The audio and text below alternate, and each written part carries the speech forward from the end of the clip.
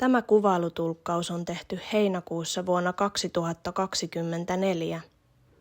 Niin kuin ympäristötaiteessa usein, luonto ja aika ovat saattaneet muuttaa teosta. Tuija Lindforsin teos Lanttu poikineen vuodelta 2024 koostuu 12 pyöreähköstä puuveistoksesta, jotka on asetettu kulmikkaan jalustan ja sen päällä olevan samankokoisen eurolovan päälle näennäisen sattumanvaraisesti. Orgaaninen muodostelma kattaa lavan pinta-alan lähes kokonaan. Teosta ympäröivä heinikko ja muu kasvillisuus reunustavat ja osittain peittävät jalustaa ja eurolavaa, mutta noin polven korkeudella olevat veistokset näkyvät hyvin.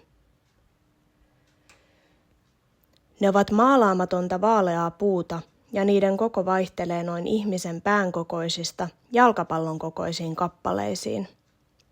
Kukin niistä on veistetty yhdestä yhtenäisestä puupalasta suuremmin tasoittelematta niin, että niihin on jäänyt vaihtelevasti kulmikkuutta.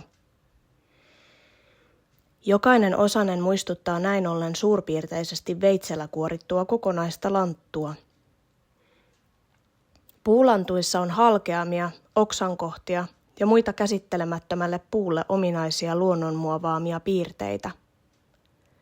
Joissain lantuissa on nähtävissä lisäksi vuosirenkaat. Teos on aukealla paikalla ja kylpee suurimman osan päivästä runsaassa luonnonvalossa, ainakin näin kesäisin. Korkealla paistava aurinko piirtää eurolavan pintaan veistosten kylkeen tarkkarajaiset heittovarjot.